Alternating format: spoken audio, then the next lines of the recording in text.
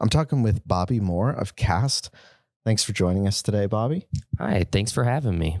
I wonder if you could tell us a little bit about what Cast is doing in the world of AI. This is a big emerging technology, a huge conversation. What's Cast up to, and how are they thinking about AI? Yeah, thanks again for having me. My role at CAST is I am the chief of staff, and CAST is an education nonprofit that pioneers an inclusive learning framework called Universal Design for Learning, or UDL. CAST was founded in 1984. We have a variety of different program focus areas and divisions across research and development, professional learning, especially in the context of K-12, workforce and post-secondary, publishing, and other areas. And I had the unique opportunity of joining CAST as the chief of staff and really providing an emphasis on how we're moving strategy forward. And when I came into CAST, part of our strategy focus area was how are we approaching AI? And so one of the first opportunities I had was to play a role in the organization of an internal task force on AI across all our different divisions. And this was formed with two main goals. One being, how are we building internal community to further develop our own AI literacy and knowledge? Mm-hmm. And two, how are we being intentional about representation across the organization to collect feedback, perspectives, and input gathering to really understand where is the intersection of UDL and AI that can have the most promising effect for learners. And so if we talk about what's going on at CAST, it's been really exciting to come into the organization when AI has become such a focus area and such an area of promise for where we can lend our expertise. That's awesome. You mentioned the expertise in UDL that CAST has. Obviously, CAST has been hugely important in developing that framework and the way we talk about universal design for learning. From your perspective, how can educators use UDL guidelines to create equitable uses of AI specifically? Yeah, I appreciate that question. I think there's a couple ways to look at how AI can be implemented in an equitable way, especially with UDL in mind. And the first sort of approach or perspective I would lean into is through a deeper lens of the UDL framework. Sure.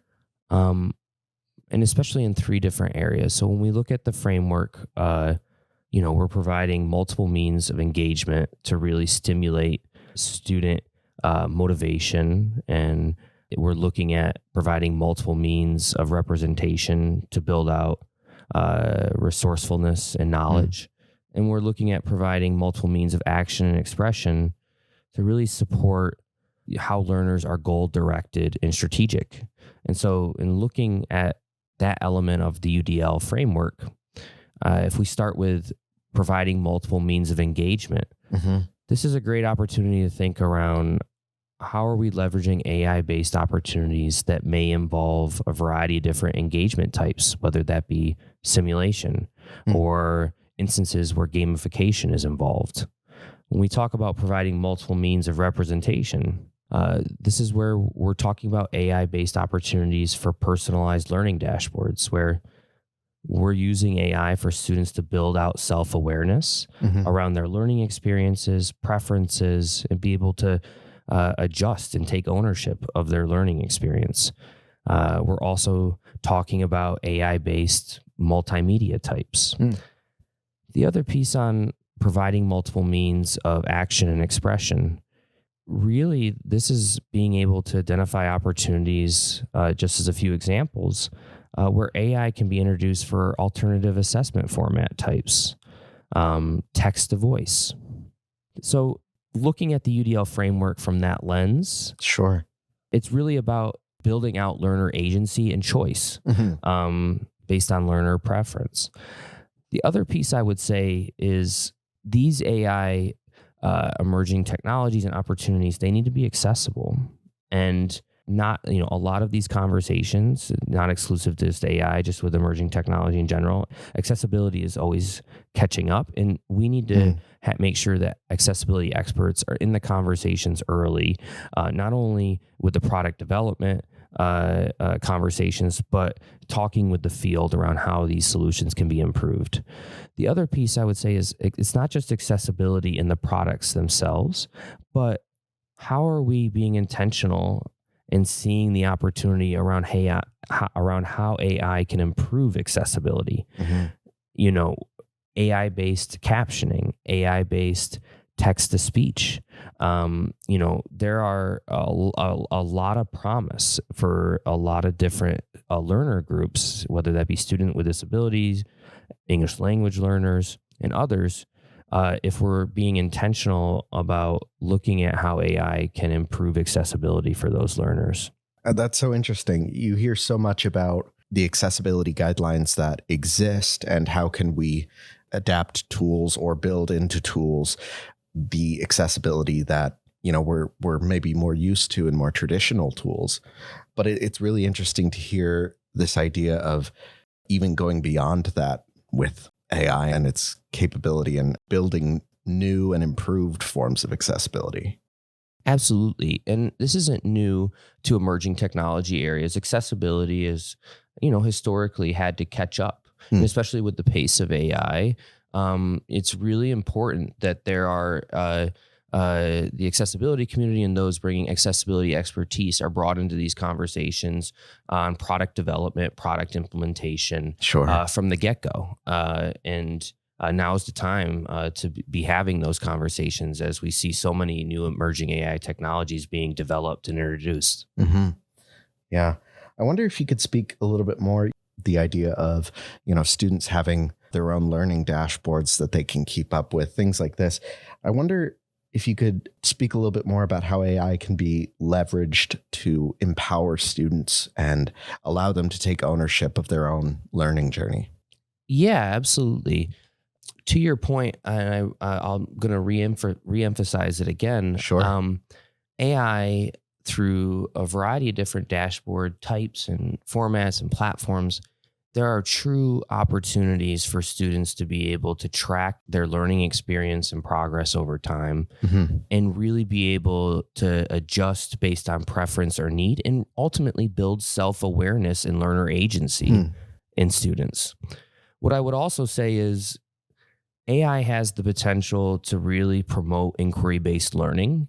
So leveraging generative AI, ChatGPT, if you have a research question, interacting with those platforms and understanding new topics and new areas based on your own interest. And not only using generative AI for inquiry-based learning, but engaging with these systems in a way where the outputs are aligned with learner preferences. So chunking text size is an example.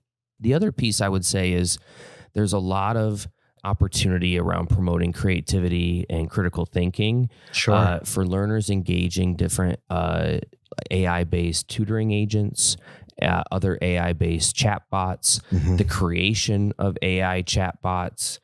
Yeah, that's such an interesting idea to me, that this idea of inquiry-based learning. I heard someone in a different conversation I was having talk about generative AI language models specifically as being able to, before you could read a report and get its insights, but maybe now you can have a conversation with the report and ask it about itself, sort of thing, and giving opportunity for people to really lean into their curiosity in their learning. Yeah, and not only lean into curiosity, but I think a lot of these AI-based learning opportunities, whether it be in with dashboards or other experiences, what we're really getting at is the crux of being able to discern between different factors, to be investigative and interrogative, right? And really be able to work with the system to advocate for your learning preferences and needs. I can't tell you enough how many times I've heard students being able to use generative AI or other opportunities to get outputs that align with how they digest information. Yeah. So we've been talking about this a little bit from the learner's perspective. I wonder if we could shift to the teacher perspective. And for those educators listening, do you have a quick tip or advice on educators who are beginning to use AI in their classroom? What would you say to them?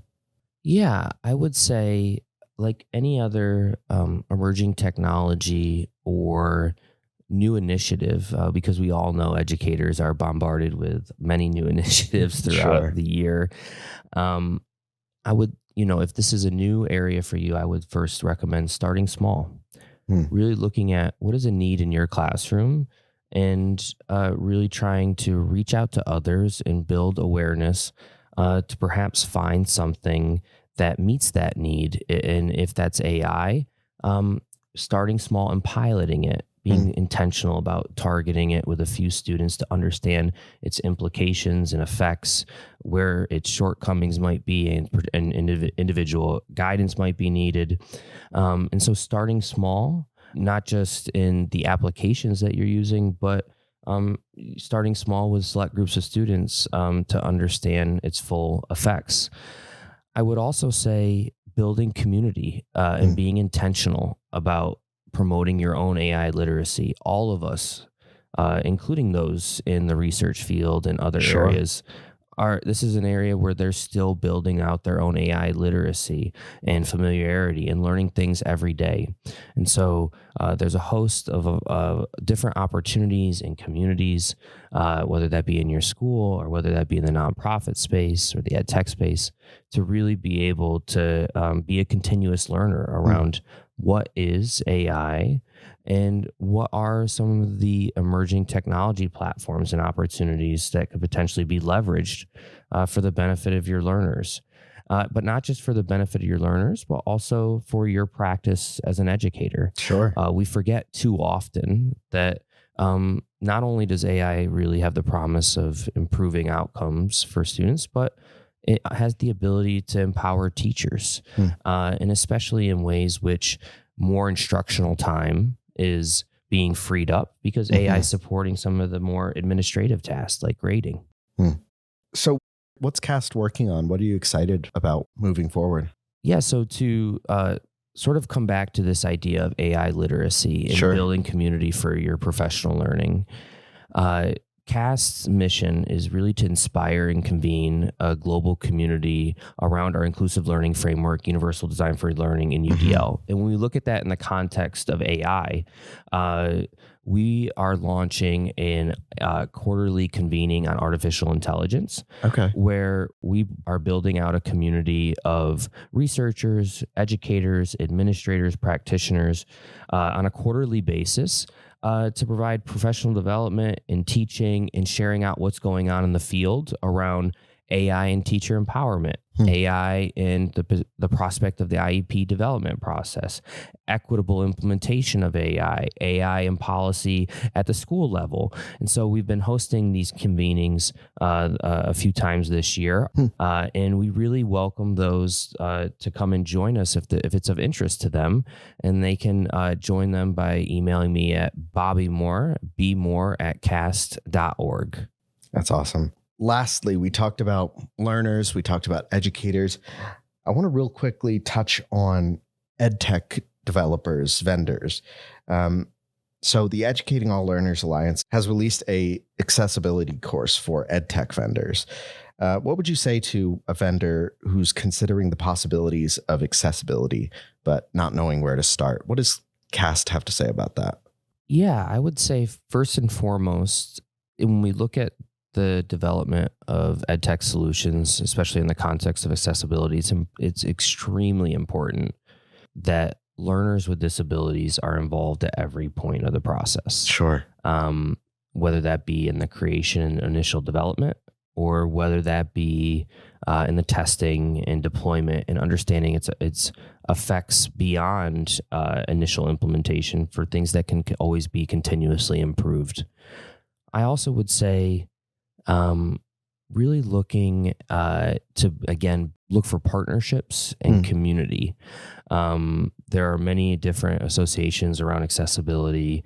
Obviously, CAST having a community that has a legacy history in accessibility, especially in early stage product consultation and others. And being intentional about seeking out building community and partnerships that can lend expertise around accessibility.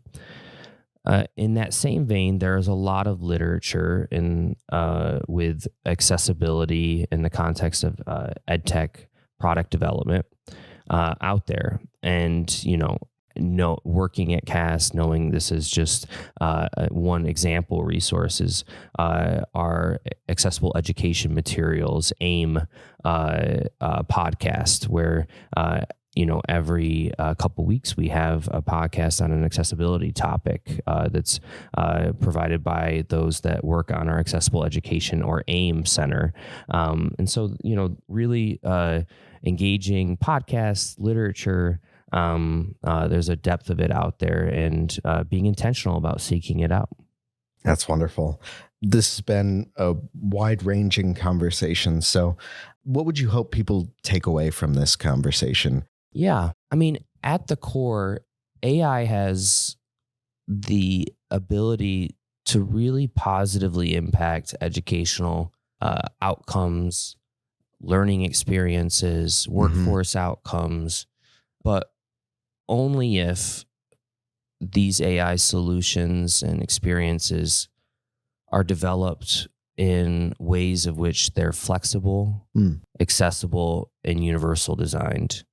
And it's really important to understand that those that use UDL in the context of AI, they're really setting up an experience for their learners to ensure that it is accessible, but they're also setting up an experience where they can take ownership of their learning and build out learner agency. And so, again, there is great promise with how AI can support learners, but we really need to be intentional about making sure it's designed in a way that's accessible, flexible, and universal designed. We strongly believe that this also has a unique opportunity to support a lot of different student and learner types. When we talk again about leveraging AI for accessibility, we could be talking about AI-based closed captioning, language transcription services, right? And so this really has a profound opportunity to support students with disabilities, English language learners, and other areas. And so we're really excited by the prospect, and believe that if we're intentional about flexibility and accessibility and universal design, there's great promise. That's really exciting. I've been talking to Bobby Moore of CAST. Thanks, Bobby. I really appreciate your time. Oh, thanks for having me.